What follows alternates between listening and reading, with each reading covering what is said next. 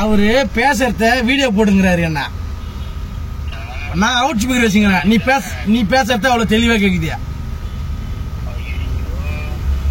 இல்ல இத்தனை 30 செகண்ட் போய் திரும்ப ஃபர்ஸ்ட் வந்து போடுறாரு. பின்ன என்ன நினைக்கிறா? இப்ப முதல்ல பேசுறது பூரா வேஸ்டா போச்சு. இப்ப என்னதான் கதை அதை சொல்லு, மெயினான கதை சொல்லு. இப்ப மெயினான கதை நீலாங்கரை பீச்சுக்கு வரையா இல்லையா?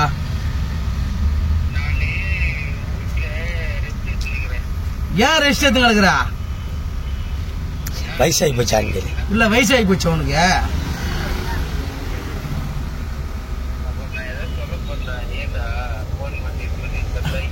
போன் பண்ணி மச்சான் செட் ஆகிக்கல.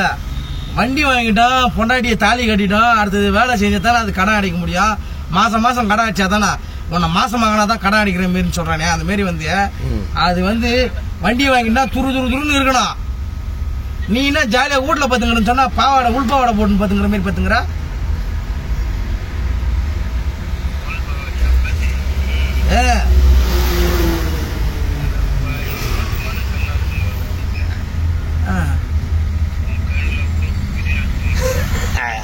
அசிப்பா சொல்லாத, அவர் சொல்றதால சொல்லாதரா.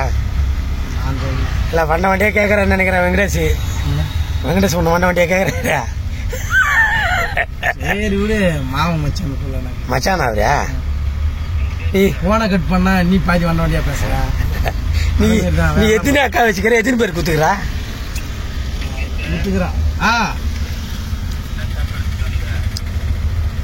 பிரிஞ்சி சாதம், பிரிஞ்சி